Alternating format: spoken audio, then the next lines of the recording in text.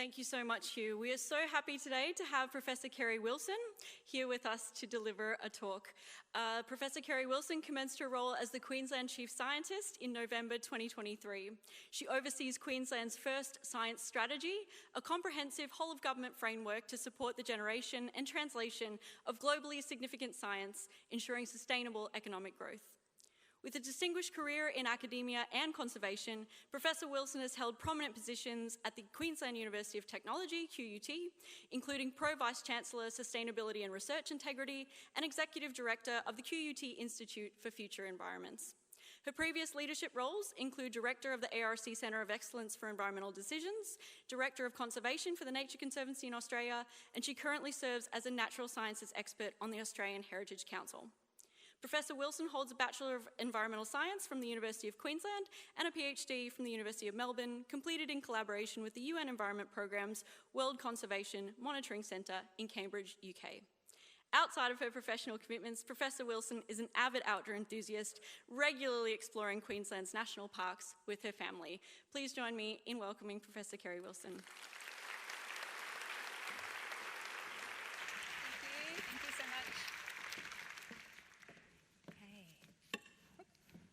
Organised. Hello, good evening everyone. I now appreciate I'm standing between you and the opening reception, so I will move at speed but not too quickly. It is such an honour to be invited to welcome you all today to the main event, the event in conservation. As I look around, I see researchers, I see practitioners, I see policymakers, and I see advocates from across the globe. And we come together united in our commitment to safeguard biodiversity, the biodiversity of where we live, but the biodiversity of our planet. Welcome to you all. Thank you to the conference organisers. Hugh, you need to upgrade the badge. Like, the vest is okay, but the badge is not going to last many days of this conference. Misha, Vanessa, I guess my first complaint is for people that have organised conferences, you look way too relaxed. It's very impressive how chilled you all look. Thank you, Member for Redlands, Rebecca Young, lovely to see you again. Thank you also, Tracy Davis, for your introduction. Really lovely to have you both here. I too acknowledge the Turrbal and Yagara people, and I also acknowledge the traditional owners of the lands across Queensland where I come from. I was born and raised in I can't see did it change? Okay. Oh, I can see it here, actually, that's good. I was born and raised in Cairns on the lands of the Yirraganji people, and my parents were born on the Fraser Coast, which is Butchulla and Kabi Kabi country. These places are deeply woven into my own identity. But I'm profoundly grateful to the First Nations peoples whose enduring connection to these lands have safeguarded them, their beauty and their biodiversity for countless generations. Now, the ecosystem diversity that Rebecca spoke about translates into species diversity.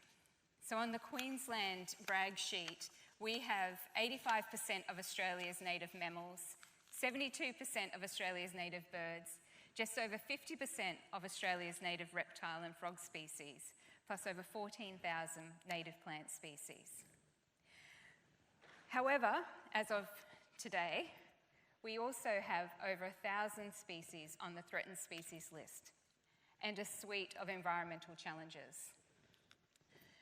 This enormous diversity and the threats to it really serves as a reminder of the criticality of good environmental stewardship. So I start with a question to you all. Are you making a difference? As researchers, practitioners, policymakers and advocates, we all share a responsibility to ensure that our work has impact and that it drives positive impact. And secondly, do you ever reflect on how you got to where you are? Obviously not right sitting in this chair, but broadly speaking, how you got to be where you are. When I think of that, the three words that come to my mind for my own career journey are opportunity, adventure, and good fortune. otherwise known as privilege. And that privilege amplifies our responsibility to make a difference. This conference attracts individuals from a variety of career stages. One likely point of difference to people here today with my career is one of mobility. I've now worked in academia, for government, non-government, and also industry. The industry bit was quite short, but I count it. So I'll be first to admit that each of those transitions has required courage. It's really difficult to leave behind familiar people, cultures, and norms to move to a different sector. But I'd say it's given me a deeper understanding of how each sector works and how we can work together more effectively. And to be certain, no sector or job is perfect. Each has its strengths, its challenges, and its limitations. But I'm a strong advocate for mobility because I know the more that we can each understand how academia works, how government works, how NGOs work, and how industry works, we can have greater capacity to more effectively collaborate because we'll have greater empathy for each other as well. And we'll create more cohesive and impactful conservation. So, the next time you see a job opportunity in another sector and it interests you, I really encourage you just to jump right in. You're wrong if you think you don't have anything to offer. And the person that tells you, ooh, might be a one-way street, they're probably wrong too. And they probably just haven't stepped out of their own comfort zone.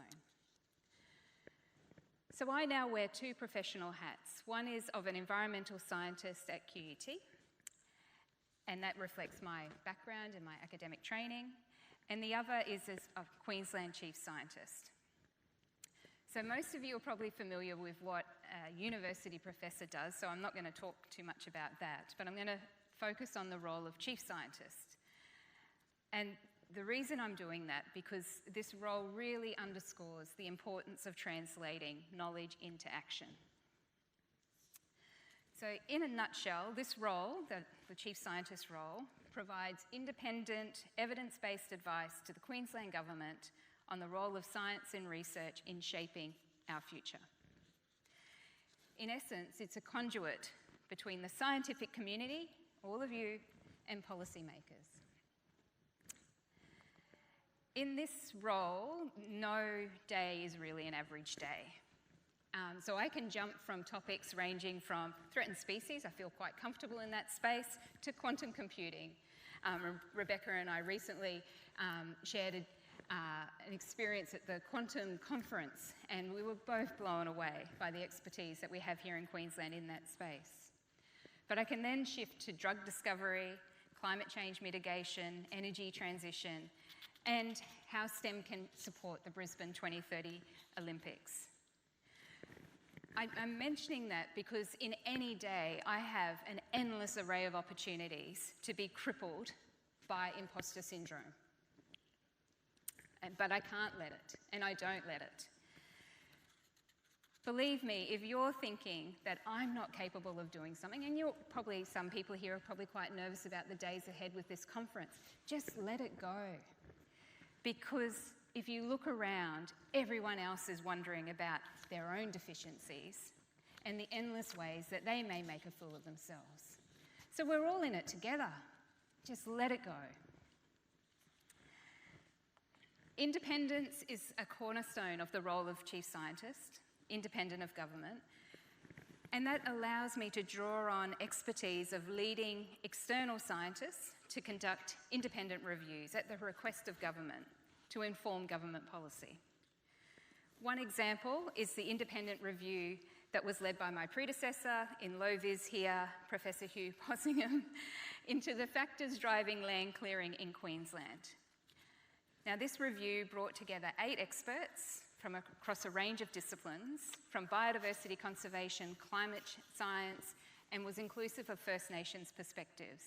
And it resulted in 10 recommendations, all of which were accepted by government. This independent review mechanism is a powerful example of how science can directly influence policy. These review processes are not without their challenges. I can feel Hugh kind of getting a bit edgy as I'm talking about it now, but navigating the complexity of government processes does require patience, it does require persistence, and it also requires a willingness to engage with diverse perspectives. 3 characteristics that everyone in this room can draw upon. A big part of my role is to shine a light on Queensland science and our scientists for their valuable contributions. So I'm now going to take an opportunity to acknowledge Professors Hugh Possingham and Bill Lawrence for being 2 of 5 Australian researchers recently elected as Fellows of the Royal Society. A big round of applause to you both.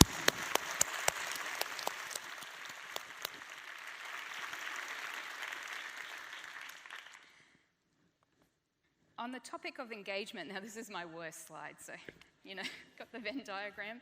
But on the topic of engagement, I do want to emphasise the fundamental importance of collaboration across disciplines.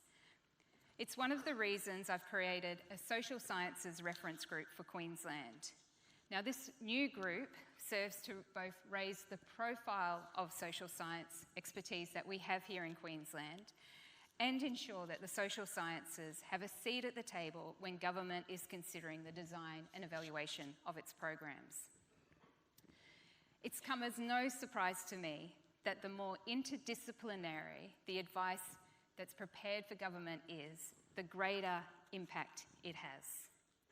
If you are avoiding working across disciplines or with other disciplines, then you are really limiting your potential for impact. So I'd suggest using this Congress to build your interdisciplinary connections.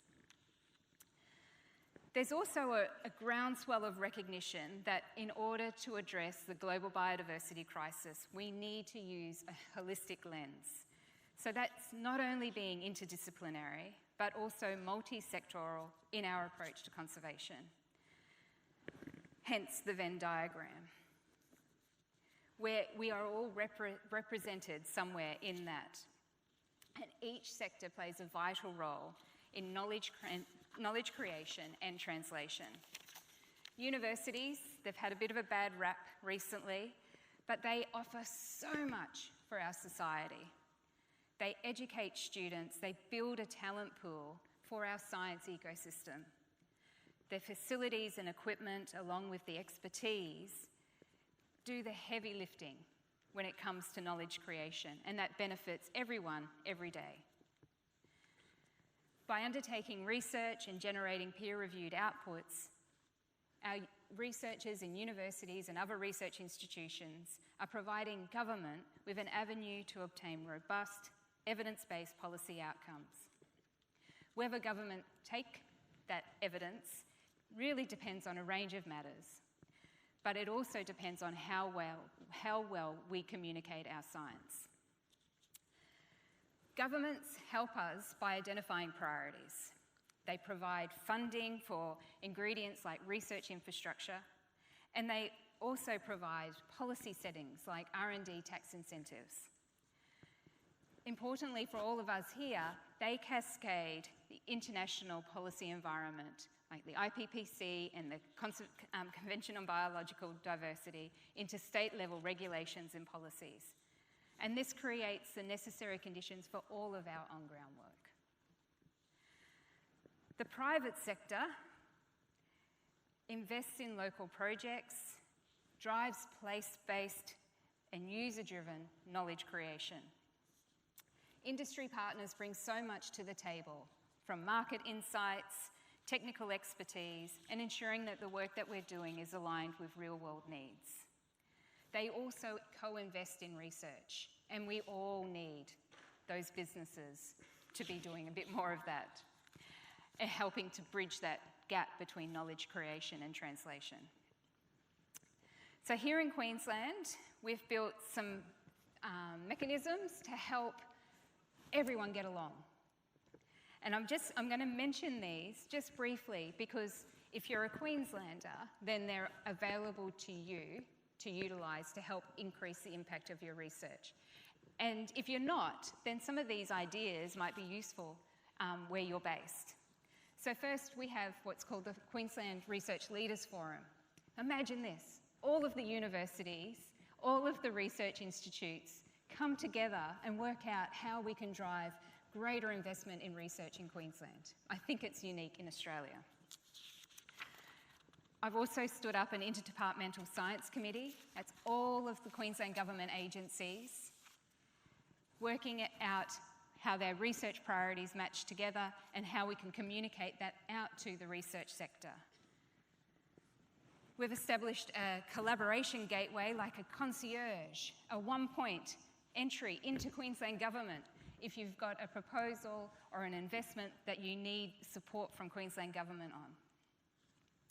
And right now we're rolling out the Regional University Industry Collaboration Program to overcome barriers to commercialisation and translation of research in regional areas which have less access to networks and the connections that city-based folk have.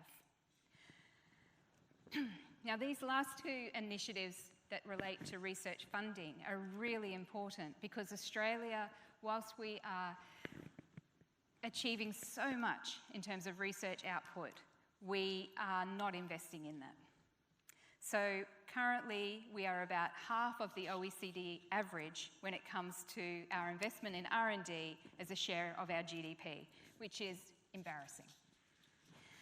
There's an examination of that underway at present. And there's a quote from that examination that I just wanted to read out to you. Our research output is laudable and our talent pool is substantial. Just look around you here. Yet our economy has not been able to find a way to use these knowledge assets to translate research into products and services at meaningful scale. Products and services. Conservation biologists don't really talk about that. But from our perspective, if our research isn't being translated, then it has dire consequences, not only for our research, but for the species and ecosystems that we are striving to protect. And this problem of lack of research funding and lack of translation isn't yours alone, but every one of us has a responsibility to ensure our research has impact. And there is no shortage of need. So as conservation scientists, we are acutely aware of the challenges facing our planet and the impact that we need to have. Climate change, habitat loss and species extinction can be overwhelming. 1,000 threatened species in Queensland alone. I recently experienced total overwhelm while diving on the Great Barrier Reef with my eldest son. As I stood on the deck before dawn, it was blowing a gale, so I had to be on the deck. There was a strong wind blowing, and I was recovering from witnessing day in, day out the impacts of climate change on our greatest national and natural asset. And in that moment, I was reminded of the importance of hope. Now, hope is not about denying the magnitude of the issues we face. And Angela Dean, I think, is there, would explain this much better than me. But hope can motivate action, and we need to cultivate and share this hope. It strengthens our resolve, inspires others, and reminds us that change is possible. And the key to effective hope, impactful hope, is understanding the pathways to achieve our goals. So to finish, I'm just going to offer 3 quick ideas that you can action right now, or tonight, or maybe tomorrow morning. Do it before breakfast tomorrow morning. First of all, understand policy priorities. Stay informed about what the national, state, or local priorities are. Keep an eye on a broad range of government communications, from ministerial press releases to government newsletters and social media posts. Reference these in your communications with government. You need to talk their talk.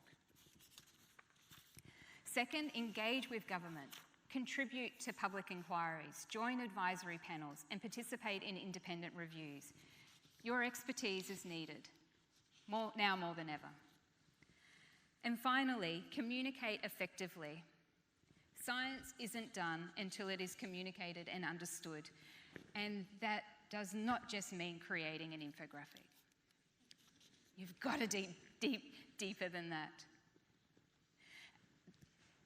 And another important reason for communicating your science well is that everyone here has a role to play in combating misinformation and disinformation. We all need to build community and society's understanding of science, what it is, and of the scientific process.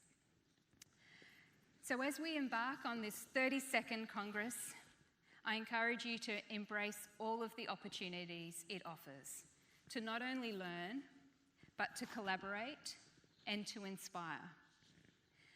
Seek out diverse perspectives, challenge yourself, build new partnerships, and extend a hand to those people in our community that are new to this community. Exercise your networks to build their connections, because we all stand to benefit from your generosity in doing so over the next few days.